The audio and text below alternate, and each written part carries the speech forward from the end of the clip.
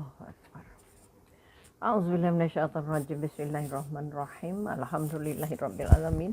Assalatu wassalamu ala asyrofil anbiya'i wal mursalin wa ala alihi washabihi ajmain. Rabbi syarri sadri wa yassirli amri wa hlul 'uqdatam min lisani yafqahu qawli.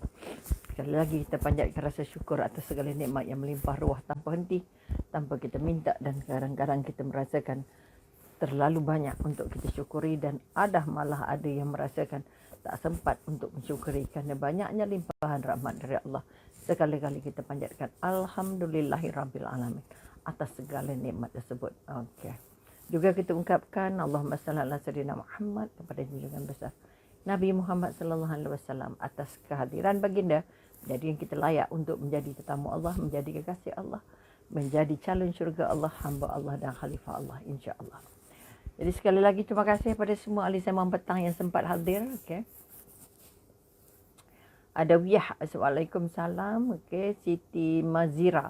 Waalaikumsalam. Mudah-mudahan kita berada dalam keadaan rasa bahagia. Nuriah dan seterusnya yang lain-lain. Mudah-mudahan kita ditimbang Allah sebagai seorang hamba yang benar-benar merasa keperluan untuk menambah ilmu. Waalaikumsalam Siti Anissa. Kita masih menyumbang pula. Kita masih menyambung apa di antara 3 bala yang Allah tentukan, yang Allah datangkan kepada kita ketika kita berada dalam keadaan diambang kematian. Kita sudah pun semalam pergi kepada yang pertama, iaitu kita kata kita dapat melihat kita dapat penderitaan sangat saat okey, saat ajal dicabut, selangat dicabut, sebagaimana yang telah kita bincangkan. Kemudian kita juga sudah pergi bala yang kedua, iaitu kita kata diperlihatkan susuk malaikat maut. Ada yang diperlihatkan sebagai seorang pemuda yang cantik, handsome dan sebagainya, tapi ada juga yang dipamerkan atau yang didatangkan dalam bentuk yang paling buruk, paling menakutkan. Okey. Maka hari ini kita menyambung sikit dari situ. Okey. Ini cerita Nabi Ibrahim kemarin. Kita katakan diriwayatkan Nabi Ibrahim. Mungkin ulang ke atau belum, kita tahu. Tak sambung. Ni punya tanda ni. Okey, sudah. Kita dah sebut dah. Okey, kita ada bala yang kedua, iaitu kita menyambung. Ada ketika, bayangkan hai saudara-saudara yang tercinta bahawa malaikat maut. Okey, kita sambung di situ. Malaikat maut menemui kamu, menyeru kamu dan berkata, wahai jiwa, jiwa yang apa? Jiwa yang tenang, jiwa yang tentram atau jiwa yang kotor. Okey. Kamu dalam keadaan susah dan sedih.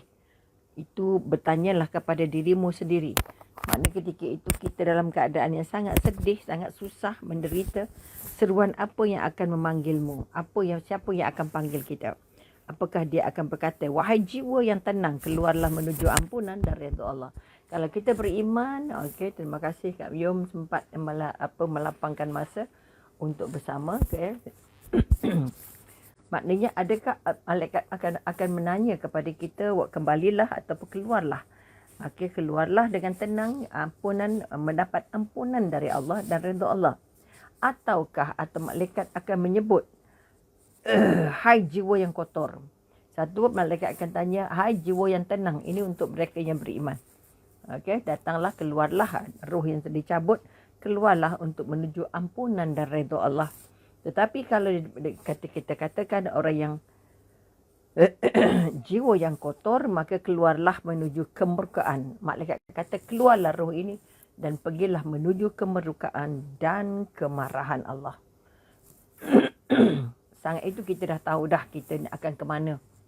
Kalau diseru wahai yang buruk, ataupun kita kata wahai jiwa yang kotor, bermakna kita adalah orang yang paling banyak memusuhi Allah, melawan Allah, buat perkara yang Allah larang. Maka kalau boleh kita berdoa setiap hari supaya kita dipilih Allah menjadi hamba yang diredainya, insya-Allah. Okey, terima kasih Maimunah, terima kasih Jura Azlin. Okey, kerana turut serta. Okey, apabila seruan pertama yang memanggilmu, maknanya malaikat akan panggil yang pertama, hai jiwa yang tenang, keluarlah menuju ampunan dan redha Allah. Itu pada yang beriman. Maka hal ini merupakan keberuntungan yang tiada taranya. Maknanya kalau orang beriman dapat diangkat ataupun disebut atau diseru secara begitu, wahai apa kita kata roh yang beriman, bermakna kita merupakan orang yang bertuah dan berita gembira yang tidak dapat yang tidak dapat disamakan dengan dunia dan seisinya. Kita nak tengok masa roh kita keluar tu malaikat sebut apa.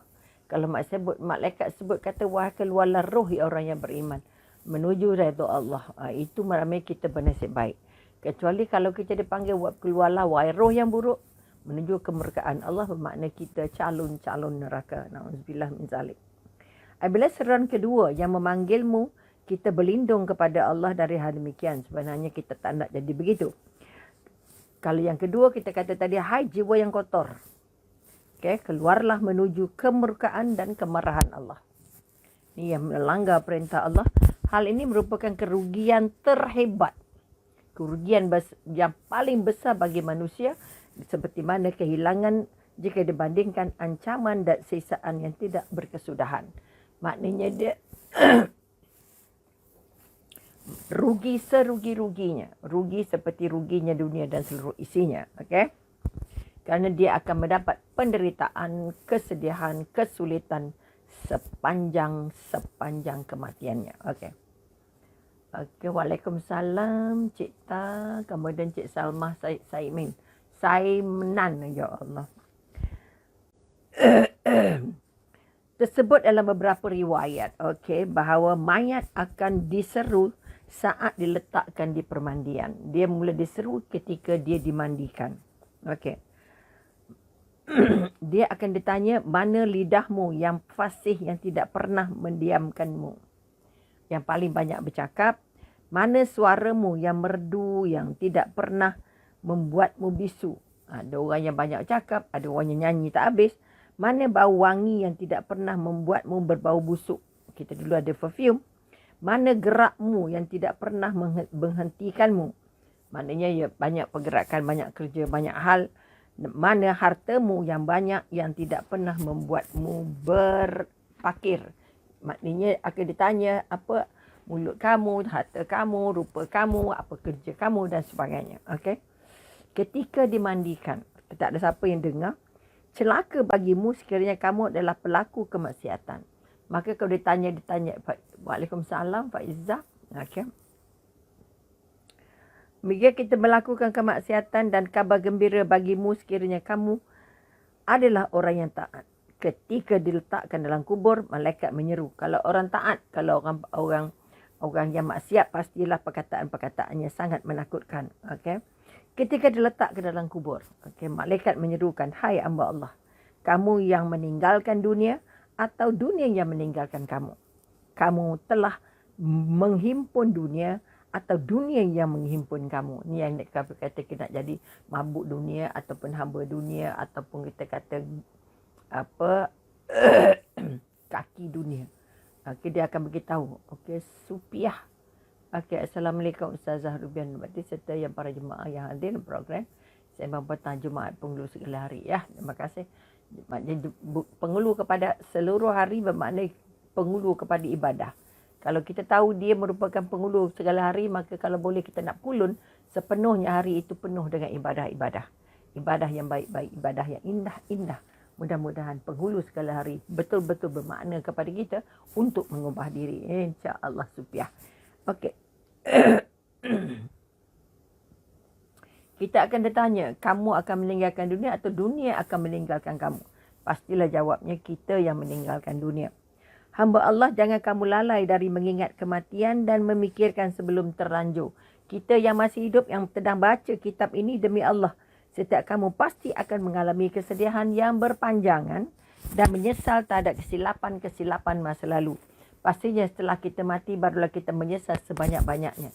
Maka Allah bagi kita sekarang. Nur Wahidah, terima kasih banyak. Memberi ruang kepada kita, memberi kesempatan kepada kita untuk membaiki diri.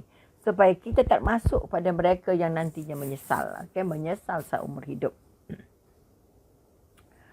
Menyesal terhadap kesilapan. Tetapi kalau kematian datang, baik waktu pagi ataupun petang hari, kerana itu nasihatilah dirimu sebelum terjadi musibah.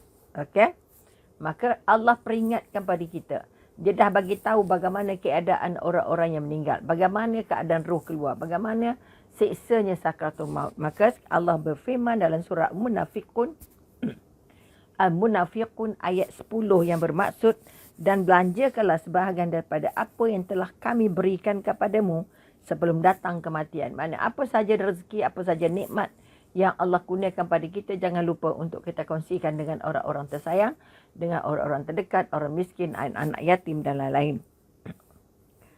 Sebelum datang kematian. Jadi sekali ada Allah nak ingatkan, jangan tamak, jangan kedekut, jangan kita kata tangkai jering yang menyimpan semua hartanya tidak disedekahkan. Sebab mati tinggal semua. Okay? Kemudian kita katakan lalu dia berkata, ya Tuhanku, mengapa engkau tidak menangguhkan kematianku sampai waktu yang terdekat. Ini cerita mereka yang sudah meninggal. Maknanya dia nak balik kerana nak bersedekah. Dia nak minta tangguh kematian supaya dia boleh bersedekah. Jadi maknanya sebelum sampai dia ambak.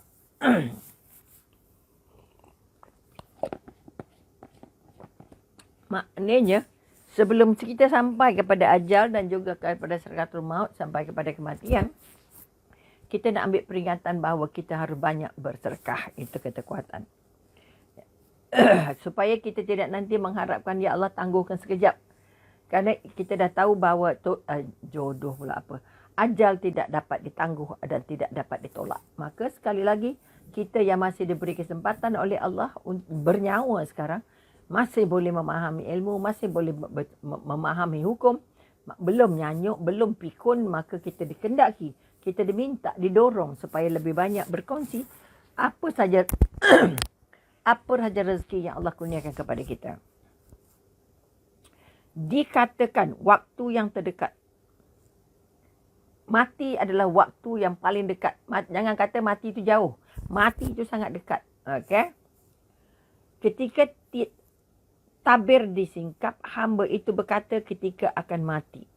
Hai malaikat maut, tundalah barang sehari agar aku dapat berbuat kebaikan bagi diriku. Bila sampai malaikat maut, baru kita nak minta, tundalah sekejap, aku nak sedekah, aku nak buat kebaikan. Malaikat maut menimpalinya, melampanya, telah habis hari-harimu sehingga tak ada hari lagi bagimu. Maknanya malaikat maut dah kata, kamu tak ada lagi ruang tangguh yang akan disediakan. Hamba itu berkata, tundalah barang sesaat. Okey, malaikat menjawab, telah habis saat-saatmu. Okey. Sehingga tiada saat lagi bagimu. Dia berkata, biarkanlah aku berbicara. Malaikat menjawab, telah habis kesempatan berbicara. Maka tak ada lagi waktu untuk berbicara, untuk bercakap. Okey. Ketika rohnya mencapai kerongkong, roh itu diambil dengan kasar. Orang yang macam ni kata dia ambil rohnya dengan kasar. Sehingga jatah hidup dan amalnya terputus. Yang tersisa hanyalah tabir disingkap. Penglihatan menjadi tajam sehingga ketika nafas terakhir, saat jiwanya melayang, dia mengetahui kesusahan dan kebahagiaan yang ditetapkan baginya. Maknanya ketika kita nyawa nak habis semua, kita diberikan pandangan, diberikan pengetahuan akhir hidup kita macam mana. Sebelum sampai nyawa kita diangkat, sekali lagi kita merancang untuk menjadikan hidup kita ini benar-benar bermanfaat. Azizah, waalaikumsalam semua, terima kasih. Okay, sudi bersama. Maka kita kata ketika itu kita dah tahu kita akan masuk tempat susah atau masuk tempat senang. Okay?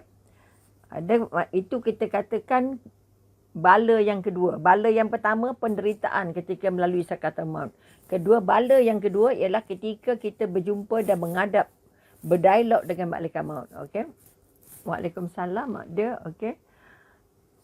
Terima kasih kerana bersama petang ini. Okay? Kemudian kita nak tengok bala yang ketiga. Bala yang ketiga apa? Iaitu penyaksian pelaku maksiat terhadap tempatnya di neraka. Maknanya semua yang membuat maksiat akan dipaparkan ketika itu tempat-tempatnya di neraka dan ketakutan yang mereka alami, okay, sebelum penyaksian itu. Kerana mereka ini berada dalam sakaratul maut. Okay. Telah pudar kekuatan dan rohnya pasrah keluar. Maknanya sekali lagi masa kita sakaratul maut itu, kita juga diberi kesempatan. Dipaparkan ke mana hujungnya kita, di mana kedudukan kita, sama ada kita orang beriman ataupun kita orang yang kufur. Okay? Sakratul maut, kerana mereka itu berada dalam sakratul maut, telah pudar kekuatan. Orang dalam sakratul maut tak penat, tak letih, tak kuat dah. Semua lemah, semua tak mampu. Okay? Namun roh mereka tidak keluar sebelum mendengar malaikat maut melantunkan salah satu kabar. Apa kabar yang disampaikan? Kemungkinan aku kabarkan neraka kepadamu, hai musuh Allah. Ini orang-orang yang maksiat tadi. Atau aku kabarkan syurga kepadamu, wahai wali-wali Allah. Masa itu kita dah tahu dah, kita akan tercampak ke neraka ataupun tercampak ataupun terletak di syurga. Okay? Dari sini timbul kekhawatiran dalam diri mereka yang menggunakan akal fikiran. Okay? Ketika itu otak pun dah lemah, tak mampu lagi nak mikir banyak-banyak. Tapi dipaparkan semua ke mana kita akan pergi. Okay? Daripada Aisyah radhiyallahu anha, dia berkata, Rasulullah bersabda yang bermaksud, sesiapa yang suka bertemu dengan Allah, maka Allah pun suka bertemu dengannya. Dan siapa yang benci bertemu dengan Allah, maka Allah pun benci bertemu dengannya. Apa maksud benci? Okey. Apa yang dimaksudkan dengan yang benci kematian? Okey. Adakah semua kita membenci kematian? Saudara Aisyah bertanya pada Rasulullah, apa maksudnya Allah benci kepada mereka yang benci pada kematian? Maksud benci pada kematian tu apa? Sebab memang secara logiknya semua orang tak suka kematian. Semua orang takut kematian. Semua orang tak nak mati. Betul? Rasulullah menjelaskan, menerangkan, okay, setiap orang mukmin ketika dikabarkan rahmat, okay, keredaan dan syurga Allah, maka dia suka bertemu dengan Allah. Maka kalau dia orang beriman, berita yang disampaikan, dia akan dapat senang, dia akan dapat syurga, dia akan dapat redha. Okay, dari Allah, maka dia sangat gembira. Maka mereka akan bergembira untuk bertemu dengan Allah. Maka orang yang suka bertemu dengan Allah ini adalah kaki-kaki ibadah. Orang yang sangat sungguh-sungguh menjaga Allah, menjaga agama Allah, menjaga kehidupan berdasarkan panduan-panduan Allah. Okay. Sementara orang-orang yang kafir, yang tak hendak mati, yang takut mati, yang benci mati, ialah orang-orang kafir ketika dikabarkan kepada mereka seksa dan kemarahan Allah.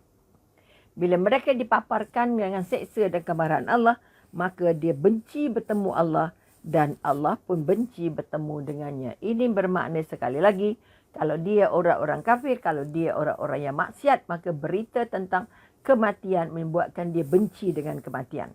Tapi orang yang beriman tidak akan begitu. Okey? Maka kita tahulah bahawa 3 penderitaan ini, maknanya 3 bala ini, 3 sentuhan ini. Pertama, dia merasa sakitnya sakratul maut. Kedua, dia mendapat membayangkan bagaimana keadaan malaikat maut yang datang berjumpa dengan dia.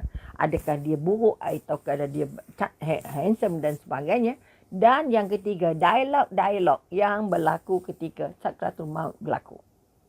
Okey, sebab itu kita kata kita tak nampak yang jenazah tu akan bercakap. Tapi sebenarnya itulah yang terjadi. Okey, malaikat akan ceritakan apa-apa, tunjukkan semua. Maka gambaran ini harus membantu kita untuk membaiki diri supaya apa yang diceritakan Rasulullah itu, diceritakan oleh malaikat itu adalah berita-berita untuk membuat orang mukmin terus setia, terus bersungguh-sungguh, terus istiqamah untuk mendekatkan diri kepada Allah. Okey? Sehingga kita merasa bahawa kalau maknanya kita tidak benci pada kematian. Kerana di saat kematian kita dipaparkan berita-berita menarik. Okey. Maka kita katakan, pertama, takut selalu mengingati mati. Kedua, sentiasa berusaha membaiki diri. Mudah-mudahan kita dengan Allah jadi bertambah dekat, bertambah rindu dan ibadah semakin khusyuk dan juga banyak kebaikan-kebaikan. Okey. Kemudian kita nak menengok apa yang dikatakan oleh peti kematian. Apa peti kematian? Ya ke? Bahauddin Subki pernah berkunjung kepada Syekh. Ini seorang ulama berjumpa dengan Syekhnya. Okey. Bahauddin Al-Absan Abnasi. Sementara di hadapan mereka terdapat peti mati. Al-Subki memandang kepada peti itu lalu berkata kepada Al-Absani, Sa'ab Nasi. Hai Syekh Burhanuddin, tahukah engkau apa yang dikatakan oleh peti ini? Okey, Al-Banasi menjawab bahawa peti ini akan berkata, lihatlah aku dalam akalmu, lihat aku disiapkan untuk mengangkatmu. Akulah usungan kematian. Berapa usungan seperti aku menghantar orang sepertimu. Maknanya kita kata keranda lah, kita kata. Masa di keranda itu. Okey, perbualan-perbualan. Maknanya kita kata peti itu bercakap. Aku ada di dalam akalmu, ada ke tak ada ingat mati ni. Aku disiapkan untuk mengangkutmu. Maknanya peti itu akan terus menjadi kenderaan kepada kita. Akulah usungan kematian. Maknanya kita katakan apapun keranda yang kita gunakan, siapapun yang mengusungnya, keranda itu sendiri, peti itu sendiri akan bercakap kepada kita. Akan bagi tahu kita. Okey. Mari kita tengok kisah-kisah yang menimbulkan penyesalan dan juga kegembiraan saat kematian menjemput. Okey, kita tengok contoh-contoh yang ada. Okey. Asyad bin Aslam berkata, Ibrahim AS bertanya kepada malaikat, ini Nabi Ibrahim, okay? Kepada malaikat maut, okay, malaikat Israel. Dia mempunyai dua mata. Mempunyai dua mata, satu mata di wajahnya dan satu lagi mata di belakang kepalanya. Seraya berkata, wow. Hai malaikat maut. Malaikat maut yang berjumpa dengan Nabi Ibrahim, okay? Hai malaikat maut, apakah engkau perbuat jika ada jiwa di timur dan ada jiwa di barat? Juga terjadi wabak penyakit di satu negeri dan dua pasukan sedang bertemu. Bagaimana engkau melakukannya? Melakukan bagaimana dia cabut nyawa? Malaikat maut menjawab, aku memanggil roh-roh itu dengan izin Allah sehingga roh-roh itu berada di antara dua jari jemariku saja. Ramai mana pun orang yang mati serentak, maka malaikat maut adalah manusia, makhluk yang paling sangat besar. Sangat-sangat besar. Asal baca setengah kalau ikut apa yang ceritakan oleh Tuan Guru Umi, dia kata kamu sebesar nasi di mata malaikat maut. Bila kamu sebesar nasi, malaikat maut bila genggam kamu segenggam. Bila genggam kamu sekepal. Sebab itu kita kata walaupun ada di timur, walaupun ada di barat, walaupun ada di mana pun, malaikat maut merupakan malaikat paling besar, antara yang besar, maka jarak itu tidak menjadi masalah kepada mereka. Okey. Kemudian kita katakan kita dapat tahu bahawa kita ni boleh mati serentak, ada wabak ke, perang ke, banjir ke. Jangan heran macam mana malaikat maut pergi sana, pergi sini, pergi sana, pergi sini. Mereka juga ada pembantu. Okey. Kedua, kisah Sulaiman bin Daud alaihissalam. Ini Sulaiman pula. Nabi Sulaiman berkata kepada malaikat maut alaihissalam, aku tidak pernah menyaksikan kamu tidak berbuat adil di antara manusia dengan mengambil nyawa sebahagian dan membiarkan sebahagian lainnya. Malaikat maut menjawab, aku sendiri pun tidak mengetahui tentang hal tersebut melebihi pengetahuanmu. Yang ada adalah beberapa lembaran dan buku diberikan kepadaku untuk memuatkan nama-nama. Maknanya, apa kata Nabi Sulaiman tanyakan, apa kita kata, kenapa kamu ambil separuh dan kamu tinggal separuh? Kalau nak ambil lah. Kalau satu tempat tu, ambil lah semua sekali. Kenapa kamu pilih-pilih? Ada yang kamu matikan, ada yang kamu tinggalkan. Jadi ditanya oleh Nabi Sulaiman kepada malaikat maut, maka malaikat maut kata apa? Aku buat mengikut senarai nama yang dibekalkan oleh Allah kepadanya. Okey? Ada nama-nama kita yang sudah tersenarai bila nak mati hari ini, besok, lusa. Sebab itu kematian itu sangat-sangat dekat. Okey. Wahab bin Munabbih berkata, ada seorang raja yang hendak melakukan lawatan ke luar daerah. Okey? Ke satu daerah. Dia pun meminta baju untuk dipakainya. Namun baju yang diberi tidak menarik hatinya sehingga dia meminta baju yang lain. Dia juga meminta binatang tunggangan. Namun ketika dia ambilnya satu binatang itu, dia tidak tertarik padanya sampai dibawanya beberapa binatang tunggangan sampai dia memilih binatang yang paling bagus. Iblis pun datang menghembuskan tiupan ke lubang hidungnya sehingga keangkuhannya terpenuh. Maknanya ada raja yang sombong. Nak baju pilih banyak-banyak. Nak naik kenderaan pun pilih. Okey. Setelah itu, setelah memilih-milih kenderaan, setelah binatang-binatang tunggangan, setelah memilih baju-baju semua, ini merupakan gambaran tentang keangkuhan. Iblis pun lonjak-lonjak dia supaya lebih nampak angkuh sombongnya. Okay? Setelah itu, raja itu pun berjalan diiring sekumpulan kuda. Okay? Dia tidak mahu menyapa orang lain kerana keangkuhannya. Oleh kerana dia diiring oleh banyak-banyak binatangnya dan juga tenteranya, maka dia terus bertambah angkuh. Sehingga dia menjumpai seorang kumuh yang mengucapkan salam kepadanya, namun dia tidak menjawabnya. Ada orang bagi salam pada dia tapi tak jawab. Kumuh itu tiba-tiba menarik kekang tunggangannya sehingga raja itu berkata, lepaskan kekangku. Engkau telah melakukan perkara besar. Orang itu berkata, aku mempunyai keperluan terhadapmu. Raja berkata, sabarlah sampai aku turun dulu. Orang itu berkata, tidak, harus sekarang. Sambil mengendalikan kekang tunggang itu, raja berkata. Maknanya ada orang nak jumpa pun dia tanda. Akhirnya dia tarik tali urusan pengawal kudanya. Okay? Sebutkan keperluanmu. Orang itu menjawab, ini rahsia. Dia mendekatkan kepalanya kepadanya, berbisik dan berkata, aku adalah malaikat maut. Okay, yang datang. Biarkan aku sampai kembali kepada keluargaku, menyelesaikan keperluanku dan pamit kepada mereka. Malaikat menjawab, tidak boleh. Demi Allah, engkau tidak akan melihat keluarga dan hartamu lagi. Rohnya pun dicabut dan dia tersungkur seperti kayu yang tumbang. Maknanya raja yang sombong, yang angkuh, yang berjalan nak melawat satu kampung, tak sempat melawat, ditahan di tengah jalan. Ditahan di tengah jalan, dia pun kata, aku nak bercakap dengan kamu, tapi rajanya sombong. Maka akhirnya kata-kata yang menahan kudanya itu adalah malaikat maut dan dia mati dalam perjalanan. Okey. Kemudian malaikat pun berlalu menemui seorang hamba mukmin masih dalam rupa tersebut. Dia mengucapkan salam kepadanya dan orang itu menjawab salamnya. Malaikat berkata, aku mempunyai satu keperluan terhadapmu yang hendak aku bisikkan ke telingamu. Ini jumpa orang mukmin pula. Orang itu berkata, kemarilah. Malaikat pun membisikkan dan berkata, aku adalah malaikat maut. Orang itu menjawab, selamat datang wahai yang telah lama ku tunggu. Ini orang mukmin dia menunggu kematian. Okay, demi Allah, tiadalah di bumi ini yang belum hadir yang lebih aku cintai untuk berjumpa melebihimu. Malaikat berkata, selesaikan keperluanmu yang membuatmu keluar. Orang itu menjawab, aku tidak punya keperluan yang lebih besar dan hendak dipenuhi dibanding bertemu Allah. Malaikat berkata lagi, kalau begitu pilihlah satu antara keadaan yang engkau kendaki ketika aku mencabut nyawaku. Orang itu berkata, masih adakah kesempatan untuk itu?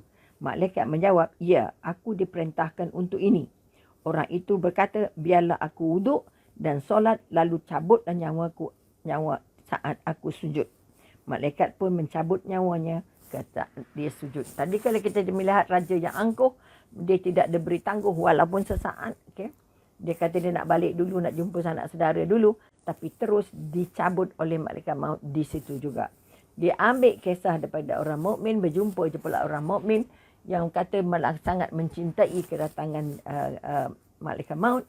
Maka akhirnya dia diberi tangguh sehingga dia diberi pilihan. Dia beri pilihan untuk memenuhi hajatnya ataupun menyelesaikan apa kerja yang dikerjakannya. Dan akhirnya dia boleh minta dia nak mati dalam keadaan solat. Okay, ini kekuatan-kekuatan hebatnya menjadi orang yang dekat dengan Allah. Cinta dengan Allah. Hanim Abdullah want to be in your video. Yes. Kemudian kita kata Ayasa berkata, ketika malam pertengahan bulan Sya'ban, ini lepas Sya'ban, satu lembaran diberikan kepada malaikat maut dan dikatakan kepadanya, cabutlah pada tahun ini siapa yang tercantum di dalam gambaran ini. Nak senarai orang-orang yang nak dimatikan. Cabutlah pada tahun ini siapa yang tercantum dalam lembaran ini. Atak berkata, seorang hamba akan terus menanam tumbuh-tumbuhan, menggauli isterinya dan membangun kebangunannya kerana sekalipun namanya tercantum dalam lembaran itu, namun dia tidak tahu. Artinya, apapun tugas yang kita ada, apapun jawatan yang kita pegang, walaupun ada benda yang belum selesai, tetapi bila nama kita sudah termasuk dalam senarai mereka yang dimatikan, kita tidak boleh menahan apa-apa. Oleh itu bercita-citalah, jangan banyak sangat, jangan tinggi sangat, jangan panjang sangat, jangan susah sangat.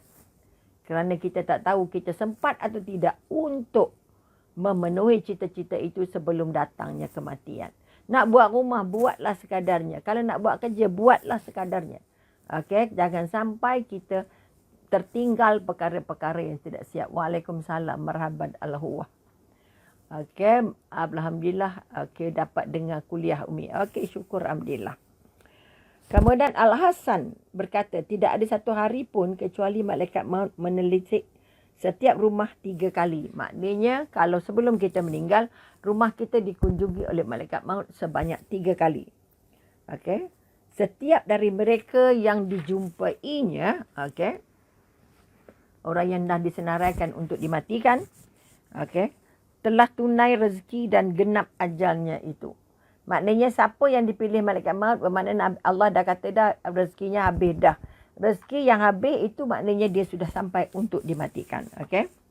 Dah genap ajalnya, maka ia pun dicabut nyawanya. Apabila nyawa telah dicabut, maka keluarganya akan meratapinya. Okey. Malaikat maut membawanya lewat 2 celah jendela dan berkata, demi Allah, aku tidak menamakan rezeki bahagianya, tidak menghamburkan umurnya dan tidak mengurang jatah hidupnya. Sesungguhnya aku bersama kalian kembali lagi sampai tidak tersisa lagi yang untuk kalian. Artinya, kata malaikat maut tak boleh nak buat apa. Kalau dapat senarai terus jalan je. Kita tak ada lagi apa-apa perundingan, tak ada lagi pesanan, tidak lagi permintaan. Kita nak beritahu malaikat maut tinjau rumah kita yang nak meninggal 3 kali.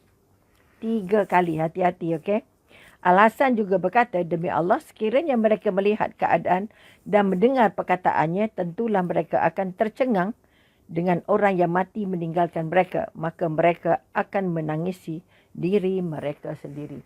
Orang yang menangis pada kematian, sebenarnya dia bukan menangisi kematian. Dia bukan menangisi kematian orang yang mati tu. Tetapi sebenarnya dia menangis kerana dia meneliti dirinya. Kalau yang meninggal itu ayahnya, maka dia sedih kerana apa? Kerana dia tidak ada ayah lagi. Kalau suaminya yang meninggal, dia sedih, dia nangis kerana dia tak ada suami lagi. Kalau anaknya yang meninggal, dia menangis kerana dia tak ada anak lagi. Ini kekuatan, jangan salah faham. Orang yang menangis disebabkan kematian bukan kerana yang mati. Kerana yang hidup. Yang hidup merasa dia dah tak ada itu, tak ada ini. Okey, ini kekuatan. Allahu Akbar. Mereka sebenarnya menangisi diri mereka sendiri. Okey. Diriwayatkan oleh Al-Masi dari Samah, dia berkata, malaikat maut menemui Sulaiman bin Daud alaihissalam.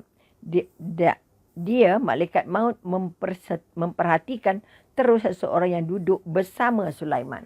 Ini cerita macam mana seorang menteri daripada kerajaan Nabi Sulaiman yang sedang bermesyuarat dengan Nabi Sulaiman di rumah Nabi Sulaiman. Kemudian malaikat maut datang dan tinjau. Orang ni ada dekat sini katanya. Okey. Orang itu berkata, aku memperhatikan. Malaikat berkata, okey. Setelah keluar, orang itu berkata, siapa dia? Sulaiman berkata, dia adalah malaikat maut. Maka setelah orang tu keluar dan meninggalkan Nabi Sulaiman, maka dia bertanya kepada Nabi Sulaiman, siapa itu? Maka orang itu mengatakan dia adalah malaikat maut. Sebenarnya perasaan orang itu ketika diperhatikan oleh malaikat maut itu sudah merasa sangat takut sebenarnya. Okey? Daripada setengah rakyat. Kemudian kita katakan, orang itu berkata, aku memperhatikan dia melihatku. Okey? Seakan-akan menghendaki diriku. Maka orang tetamu Nabi Sulaiman kata apa? Dia tengok aku macam dia ada hajat dengan aku. Okey, itu sebab dia tanya, kamu ni siapa? Apa dia tanya pada Nabi Sulaiman. Okey. Maka Sulaiman bertanya kepada malaikat maut, lantas apa yang engkau kehendaki? Orang itu berkata, aku ingin engkau hindarkan diriku daripada dengan menyuruh angin membawa aku sampai ke India jauh. Maknanya kita katakan orang yang nak dimatikan oleh malaikat maut itu sudah berada bersama Nabi Sulaiman. dan orang itu sudah merasa dia diperhatikan. Maka akhirnya orang itu minta Nabi Sulaiman menggunakan angin mencampakkan dia ke India. Okey. Angin pun membawanya ke sana. Tatkala malaikat maut datang lagi, okey. Sulaiman berkata kepadanya, aku memperhatikan engkau melihat terus kepada salah seorang yang duduk tadi. Malaikat berkata, ya, aku hairan tentang dia kerana aku diperintahkan mencabut nyawanya di India di waktu yang sudah dekat sementara dia masih di sampingmu. Kerana itu aku hairan sekali. Malaikat maut tengok kata, aku ni diperintahkan nak cabut nama orang ni di India. Tetapi aku nampak orang ni ada dengan kamu. Pasal apa dia ada kat sini? Sedangkan perintahnya dia akan dicabut nyawanya di India. Ini macam maka malaikat maut pun perhati setengah mati pada orang itu. Rupa-rupanya orang itu minta dicampakkan, dibawa oleh angin sebab takut melihat malaikat maut dan sampai ke India, tapi sebelum dia turun malaikat maut sudah menunggu. Okey. Wahai saudaraku yang tercinta, tidakkah engkau mempergunakan umur yang dalam ketaatan kepada Allah Subhanahu Wa Taala sebelum engkau mendengar panggilan yang mendebarkan hati dan pendengaran ini? Okey. Maka kita akan diseru, kita akan diberi perasaan, kita akan diberi kekuatan, kita akan diberikan ingatan. Itulah dunia. Okey.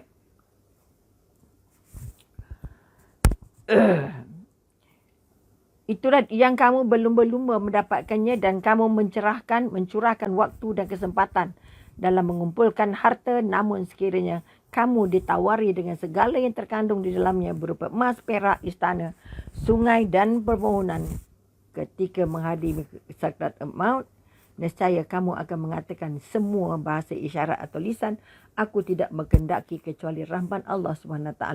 Aku tidak ingin kecuali selamat dari sisa Allah SWT.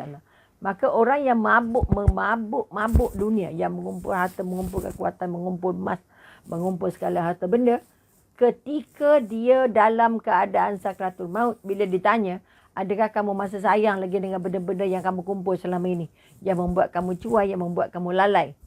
Maka orang manusia itu akan menjawab, semua tu aku tak nak, aku hanya mendapatkan redha Allah. Okay?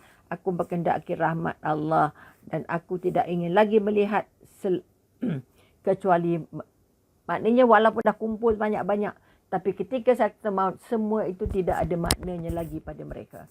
Tapi yang mereka hendak ialah rahmat dari Allah, kasih sayang dari Allah dan selamat dari siksa Allah. Ini kekuatan-kekuatan yang kita nak angkat. Jangan sampai kita terpesona dengan dunia hingga kita cuai dengan perintah Allah. Okay? Jika permasalahan demikian, tentulah menghairankan kalau kamu memperoleh sedikit bahagian dunia. Padahal jika seluruh dunia ditawarkan kepada kamu, saat kematian tentu kamu akan menolaknya. Dalam masa hidup ni, kalau dia tak ingat dia nak mati, dia tak ingat dia nak jumpa Allah, dia rasa yang paling mahal, yang paling hebat, yang paling membuat dia bahagia ialah dunia. Dunia dan seluruh isi yang dia kumpul. Okay? Tetapi setelah sampai kepada saat-saat kematian, semua itu tidak ada maknanya lagi. Okey, Siti Aisyah, Kak Pah. Waalaikumsalam. Mudah-mudahan kita diberikan kekuatan dan kebahagiaan untuk bersama. Terima kasih bersama petang ini. Dan kita kata kekuatan-kekuatan yang kita nak angkat. Harta itu maknanya, nikmatnya, bahagianya, memiliki segala yang kita kejarkan selama hidup ini tidak akan bernilai walaupun satu sen ketika berada dalam sakratul maut. Oleh itu dari sekarang, sebelum sampai sakratul maut pada kita, sebelum sampai saat-saat terakhir kita, jangan terlalu terpesona, jangan terlalu terikat dengan apa yang kita kumpul. Kerana apa yang kita kumpul kalau tidak digunakan untuk membaiki diri, untuk membaiki hubungan dengan Allah, untuk membaiki apa kita kata, menjadikan dia sebagai satu daripada ruang-ruang mencari harta, ruang untuk menjadi pembantu kepada kita, semua itu tidak ada maknanya. Oleh sebab itu sekali lagi, jika banyak mengumpul, tolong juga banyak memberi. Bila banyak memberi, insya-Allah kita sedang mengumpul harta-harta kita untuk dibawa ke akhirat. Jadi untuk dibawa ke akhirat dalam bentuk kebaikan yang tidak dibawa oleh kita sendiri. Dibawa oleh orang miskin, dibawa oleh sekolah agama, dibawa oleh anak-anak yatim, dibawa oleh ke mana saja bantuan itu kita berikan. Maka sekali lagi, yang banyak harta, yang banyak kekuatan, yang banyak kemewahan, tolong gambarkan begini. Tolong angkat ini. Bahawa nilai-nilai yang kita berikan kepada harta selama kita hidup, sehingga kadang-kadang kita cuai untuk mendekati Allah, akan jadi kosong. Sekiranya harta-harta yang kita mabuk kumpul itu tidak membuat kita merasa dekat dengan Allah. Maka tolong hati-hati dalam menentukan apa kita nak buat, apa kita nak kumpul, apa kita nak dapat. Sebahawa sakatul maut tidak memberikan kita ruang, tidak akan bermakna lagi seluruh dunia dan isinya. Mudah-mudahan ini membantu kita. Waalaikumsalam, Roziah, Sariah. Mudah-mudahan semua kita berada dalam keadaan yang dilindungi Allah. Jadi sekali lagi sampai di sini dulu. Mudah-mudahan kita mengambil iktibar bahawa dunia dan isinya ini tidak akan mampu mempesona kita selain daripada untuk bertemu Allah. Tidak ada kebahagiaan selain mendapat redha Allah, mendapat ampunan Allah dan diberikan balasan kebahagiaan. Oleh itu tidak berarti berhenti, jangan kerja, jangan buat apa, jangan. Tak. Buat apa yang patut, tapi buatlah mengikut apa yang sudah disenaraikan, apa yang sudah dibimbingkan Allah kepada kita. InsyaAllah harta-harta itu akan menjadi sebahagian dari sebab untuk kita layak mendapat ampunan, mendapat pahala, dapat redha-Nya Allah insyaAllah. Jadi sampai di sini dulu. Terima kasih banyak. Ampun dan maaf andai ada yang tak kena di mata dan di hati. Yang cantik hadiah dari Allah, yang tak cantik atas hadiah atas kelemahan manusia. Sekali lagi, sekian. Wabila. Didoakan semua berada dalam keadaan bersedia untuk melihat, mengingat dan merasakan kematian sangat dekat pada kita. Amin, amin ya Rabbul Alamin.